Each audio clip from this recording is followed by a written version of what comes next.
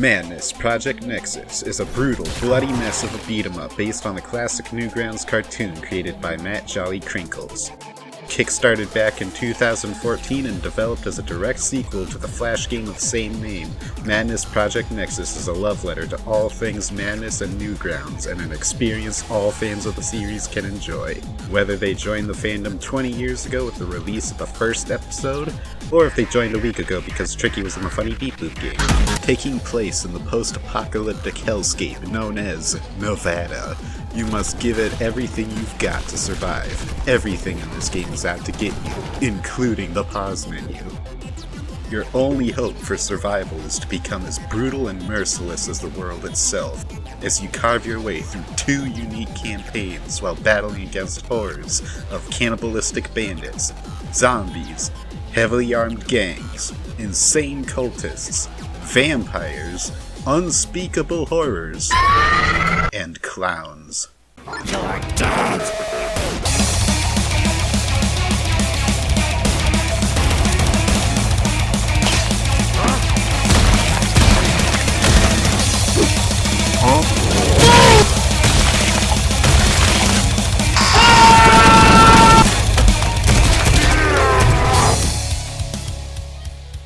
As mentioned previously, there are 2 main campaigns in this game, Story Mode and Arena Combat. One of these is infinitely better than the other, but we're going in the order of how they're presented. In regards to whether or not newcomers to the series would enjoy the story campaign, I feel like there shouldn't be much of an issue. I didn't grow up watching Madness, I played Thing growing up. However, anyone who has a history of playing Flash games on sites like Newgrounds will feel right at home in Madness Project Nexus, regardless of their familiarity with the series itself. Besides, Project Nexus's story deviates slightly from the original animations it's based off of, introducing new characters and expanding on old ones in new ways. If you absolutely need context for who these people are, 20 minutes worth of the original cartoon should get you up to speed.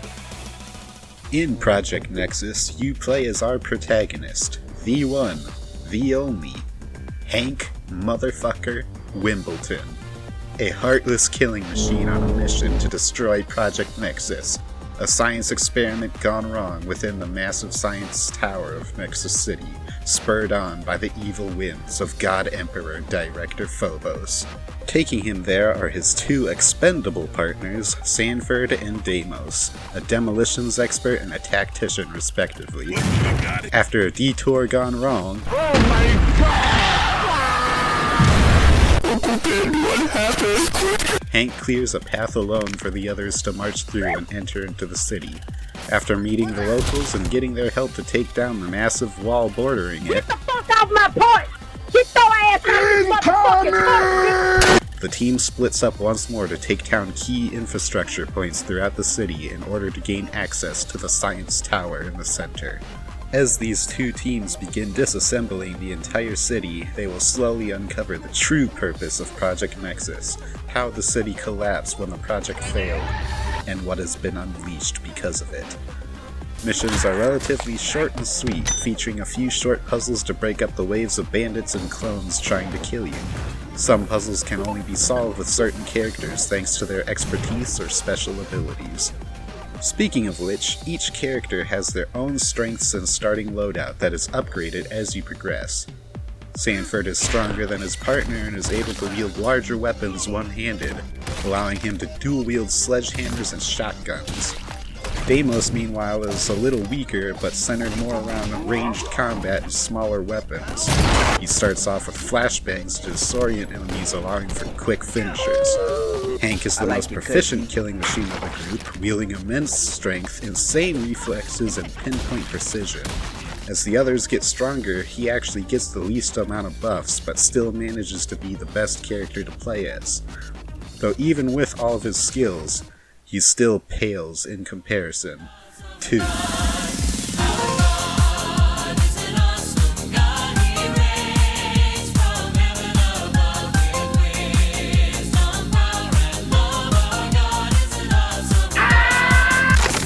Help me. capable of launching homing projectiles that delete enemies from existence and a charge attack that can completely obliterate everyone around him, including Hank.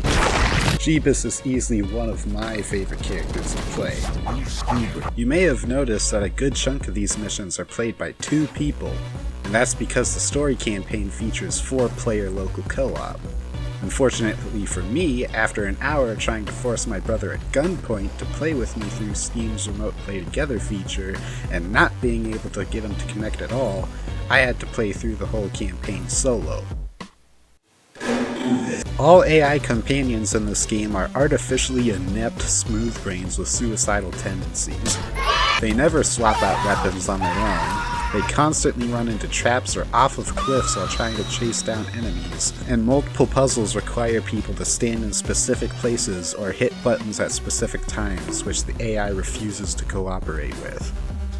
You are able to instantly switch between all your allies and give them simple commands, but on their own, they're little more than walking meat shields to draw aggro. This is the campaign's biggest and honestly only flaw in my eyes, though playing cooperatively would instantly fix this issue. If you got a buddy or 3 that you can either convince or force to play with you, you're in for an insane ride through the campaign.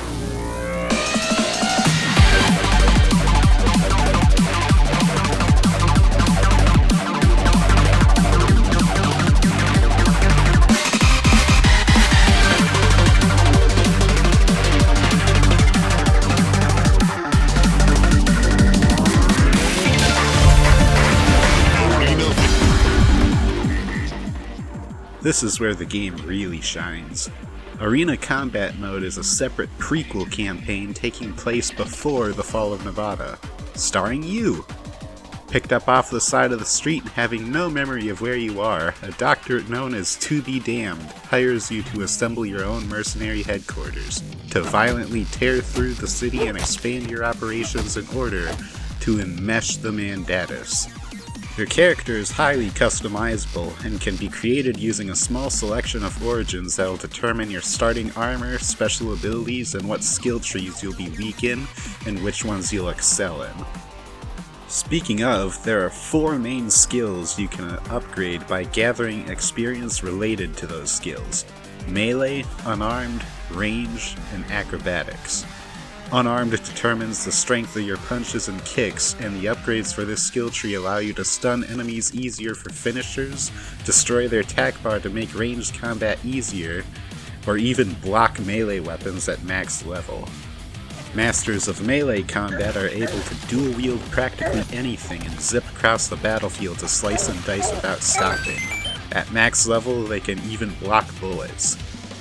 Ranged masters are able to carry shitloads of ammo, and with enough upgrades they can make recoil non-existent, giving them laser dot accuracy with even miniguns. Acrobatics seems like an odd inclusion, but it shouldn't be ignored. Focusing around thrown weapons and dodging, acrobatic masters can effectively use some of the most ridiculous weapons in the game at max level. Homing shurikens, melee weapons that return to them after being thrown, and the ability to fastball pitch greatswords and have them helicopter through the air, decapitating everyone in its way while doing backflips and dodging every single bullet fired at them. It's a pain in the ass to level, but it's worth it. Once you're armored up, you have your loadout set, and you've hired plenty of meat shields to draw attention away from you, it's time to head out to the arena. Unlike the 20 missions of the story campaign, Arena Mode has 8 arenas and 4 short missions. The missions are similar to the regular campaign, but the arenas are where things get interesting. The arenas are split up into checkpoints, usually every few waves. You have to complete a certain amount of these checkpoints in order to unlock the next level, but you're able to return to an already completed arena to see how long you can last. Every time you continue through a checkpoint, enemies will become stronger and you'll encounter brand new enemies as the waves get longer. Keep going for as long as you can until you'll either extract or die. Once you complete the arena mode, you will have the option to collect an imprint, resetting your progress but empowering all of your origins and unlocking new ones. These special origins are absolutely insane, allowing you to break the limits of the game and become an absolute monster who can climb to ridiculously high waves. And there's more on the way. The game has updated a few times since release, adding in a new level, origin, and plenty of cosmetics and weapons. Arena mode is where all the love is being funneled into, and it's with good reason. With plenty of origins and a massive arsenal to pick from, Arena mode is endlessly replayable, and the promise of future content means you'll be playing it for a while.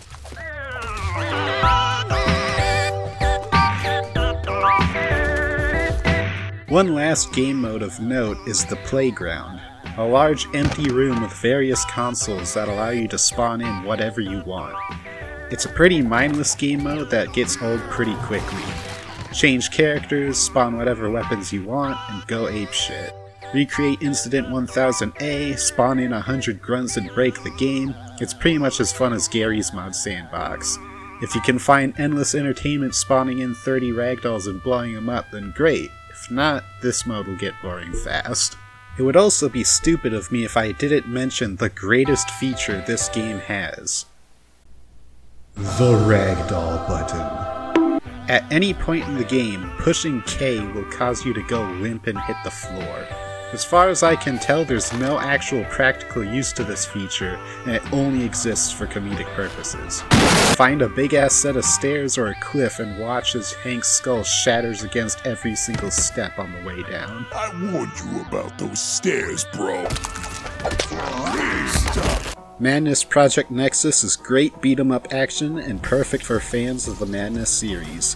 The game is a little rough around the edges and the AI is completely brain-dead, but if you can excuse a few hiccups and you have some friends to play with, Madness Project Nexus is well worth your time and money. Even if you aren't already a fan of the series, the game is still a great time and is guaranteed to make you one.